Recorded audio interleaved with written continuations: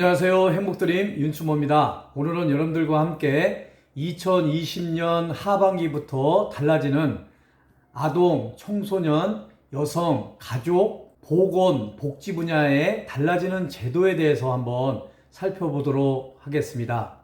여러분들에게 도움이 되었으면 좋겠습니다.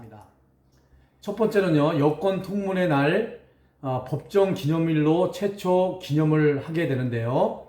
우리나라에서는 최초의 여성 인권일을 기념하고 국민적 관심을 높이기 위해 지정된 여권 통문의 날을 올해 처음으로 법정 기념일로 운영이 되겠습니다. 9월 1일이 되겠습니다. 여권 통문의 날은 우리나라 근대 여성운동의 역사적 기원이 되었다는 점에서 높이 평가를 받고 있습니다. 여성 통문이란 1898년 9월 1일 서울 북촌에서 선언된 우리나라 최초의 여성인권 선언문으로 여성의 근대적 권리인 교육권, 직업권, 참정권을 주장하는 내용이 담겨 있습니다. 정부는 여성사 특별기획전 등을 열어 법정 기념일로 지정된 여권 통문의 날을 기념할 계획이라고 합니다. 자, 두 번째는요, 청소년 지도사 상담사 자격증 대여 금지 및 알선행위 처벌이 신설이 되었습니다. 청소년 지도사 상담사 자격증 대여 및 알선행위를 금지하고 위반 시 처벌토록 하는 내용 등의 청소년 기본법 일부 개정 법률이 2020년 5월 19일 날 개정이 되었는데요. 이것이 시행이 됩니다. 청소년 지도사, 청소년 상담사 자격증을 발급받은 사람은 다른 사람에게 자격증을 빌려주거나 빌려서는 안 되며 다른 사람의 자격증 대여를 알선하여서도 안 됩니다. 이를 어길 경우에는요, 1년 이하의 징역 또는 1천만 원 이하의 벌금 등 처벌을 받을 수 있습니다. 이 청소년 지도사 상담사 자격증 대여 금지 및 알선행위 처벌은요, 2020년 11월 20일 이후부터 적용이 되겠습니다. 자, 세 번째는요, 찾아가는 결혼 이주 여성 다이움 사업이 시행이 되겠는데요. 전국 다문화가족 지원센터 228개소별로 지역사회 다문화 활동가로 선발된 다이움 강사들이 지역사회 유치원, 어린이집, 아동복지센터, 학교 등 다양한 지역 공동체를 찾아 다문화 인식 개선 프로그램을 제공을 하게 됩니다. 이 결혼 이주 여성들을 다이움 강사로 선발하여 상호 문화 이해 교육 등 다이움 프로그램을 운영을 하게 됩니다. 이 다이움 강사인 결혼 이주 여성은 다문화 친화 활동에 직접 참여하여 자립 역량을 키울 수 있는 기회를 갖고 지역 공동체는 상호 문화에 대한 이해를 증진시킬 수 있으므로 지역사회의 안정적인 사회 통합에 기여하게 될 것으로 예상이 됩니다. 이 결혼 이주 여성 다이움 사업은요, 2020년 9월부터 시행이 되겠습니다. 아무쪼록 이 찾아가는 결혼 이주 여성 다이움 사업을 통해서 우리 결혼 이주 여성들이 한국 사회에 잘 적응을 하고 또한 한국 사회 내에서 다문화 결혼 이주 여성에 대한 인식이 제고되는 그런 계기가 되었으면 좋겠다라는 생각이 듭니다. 자, 다음은 네 번째는요, 성매매 대상 아동 청소년의 피해자화 등 아동 청소년 성보호 정책 기반을 강화를 하게 되겠습니다. 성매매에 유입된 아동 청소년은 이제 더 이상 대상 아동 청소년이 아닌 피해 아동 청소년이 됩니다. 소년법에 따른 보호 처분 등을 선고받지 않고 피해 아동 청소년 지원센터를 통한 법적 보호를 받게 되겠습니다. 또한 성범죄자 신상정보 공개 고지 대상이 기존 아동 청소년 대상 성폭력 범죄를 저지른 자에서 아동 청소년 대상 성범죄를 저지른 자로 확대되겠습니다. 이에 따라서 성매매 및 아동 청소년 성착취물 범죄 역시 신상정보 공개 고지 명령 선고를 받을 수가 있겠습니다. 이를 통해서 아동 청소년 대상의 성범죄가 근절될 수 있는 그런 계기가 마련이 되었으면 좋겠다는 생각이 됩니다. 자, 다섯 번째는요, 성범죄자 신상정보 모바일 전자고지 시행인데요.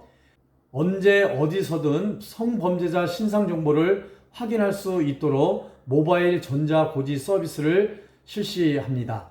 성범죄자가 실제 거주하는 읍면동의 19세 미만 아동 청소년을 보호하는 세대주는 스마트폰을 통해서 성범죄자 신상정보 모바일 전자고지서를 수신하여 본인 인증 후 전자고지서 내용을 열람할 수 있습니다. 이 모바일 전자고지 수신을 원하지 않거나 전자고지서를 열람하지 않는 세대주는 기존대로 우편 고지를 실시하게 되겠습니다. 다만 아동 청소년 보호기관인 학교, 학원, 유치원, 어린이집, 지역아동센터, 청소년 수련시설 등은 기존대로 우편으로 고지가 되겠습니다. 이 성범죄 신상정보 모바일 전자고지 시행은요, 2020년 9월부터 시행이 되겠습니다. 다음 여섯 번째는요, 아동 청소년 성착취물 처벌 강화인데요. 아동 청소년 성보호에 관한 법률에 아동 청소년 이용 음란물이 아동 청소년 성착취물로 표현이 변경되고요. 해당 범죄에 대한 처벌이 강화가 되겠습니다. 아동 청소년 성착취물을 판매한 자는 5년 이상의 징역에 처하고요. 배포한 자는 3년 이상의 징역에 처하고요. 구입, 소지, 시청한 자는 1년 이상의 징역형의 처벌을 받을 수가 있습니다. 또한 아동 청소년 성착취물을 광고 소개한 자도 처벌을 받게 되겠습니다. 또한 아동 청소년 성착취물의 제작, 판매, 알선 등의 범죄를 신고한 경우 해당 범죄가 기소 등의 처분을 받을 시에는 신고 포상금을 받을 수가 있으니까요. 이번 기회에 아동 청소년 성착취물 처벌 강화를 통해서 아동 청소년을 대상으로 하는 성범죄가 근절되고 감소될 수 있는 그런 기회가 되기를 바라고요. 이 아동 청소년 성착취물 처벌 강화는요, 이미 6월 2일부터 실시가 되고 있으니까요. 절대로 아동 청소년 성착취물을 구입도 하지 마시고요. 소지도 하지 마시고 시청도 하지 마시고 또 판매나 배포하는 행위는 절대 근절이 되어야 하겠습니다. 자, 일곱 번째는요, 청소년 수련원에서 일반 국민들도 개별 숙박이 가능하게 되겠습니다. 청소년 수련원에서 학교 단체, 청소년 단체 등 단체뿐만 아니라 개인 가족 단위 일반 국민들도 숙박을 할 수 있게 되겠습니다. 다만 청소년 활동에 지장을 주지 않기 위해서 각 수련원별로 연간 이용 가능 인원수의 100분의 40 이내의 범위 내에서 개인 가족 단위의 개별 숙박이 가능하겠습니다. 이 개정 내용은요, 2020년 11월 20일 이후부터 적용이 되니까요. 이 사안에 대해서 궁금하신 분들은 여성가족부 청소년 활동 안전과에 문의를 하시면 되겠습니다. 자, 다음 여덟 번째는요, 눈 흉부 초음파 검사 건강보험 적용이 확대되겠는데요. 건강보험 보장성 강화 대책이 2017년 8월부터 시행이 되고 있는데요. 2020년 하반기에 눈 흉부 초음파 검사에도 건강보험이 확대 적용됨에 따라서 상복부, 하복부 비뇨기, 응급중환자 전립선 등 남성 생식기, 자궁 난소 등 여성 생식기 초음파 검사에 이어서 이번 눈 흉부 초음파 검사까지 함으로 인해서 건강보험 적용이 완료가 되겠습니다. 그간 초음파 검사는 높은 비용 효과성에도 불구하고 재정 부담 등으로 4대 중증 질환자, 암, 심장, 뇌혈관, 희귀난치 등을 중심으로만 보험이 적용이 되었는데요. 이번 건강보험 적용 확대로 인해서 이런 혜택을 받을 수가 있게 되었습니다. 앞으로는 의사의 의학적 판단하에 해당 부위에 질환이 있거나 질환이 의심되어 검사가 필요한 경우에 대해서 건강보험 적용을 확대할 예정입니다. 구체적인 보험 적용 대상, 의료비 경감 효과는 의료계 협의 관련 법적 적용 진행 이후 마련될 예정이라고 하니까요. 이번 이 눈 흉보 초음파 검사 건강보험 적용 확대를 통해서 여러분들이 건강을 잘 유지해 주시면 좋겠고요. 이와 관련해서 궁금한 사안들은 보건복지부 예비급여과에 문의를 하시면 되겠습니다. 자, 9번째는요. 장애등급제 폐지 2단계 이동지원 추진이 되겠는데요. 장애등급제 폐지 2단계인 이동지원, 특별교통수단, 주차표지 발급에 대해서 장애인 서비스 지원 종합조사를 도입하게 됩니다. 현행 의학적 기준인 보행상 장애 판정 기준은 유지하되 이동지원 서비스 종합조사를 도입하여 개인의 욕구, 환경 등을 종합적으로 고려하여 이동지원 서비스를 지원을 하게 되겠습니다.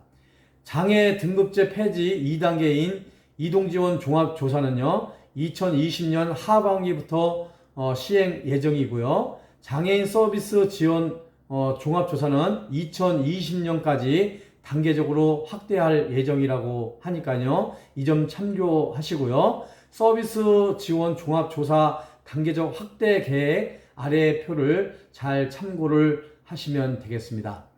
이와 관련해서 문의사항이 있으신 분들은요. 보건복지부 장애인 정책과에 문의를 하시면 되겠습니다.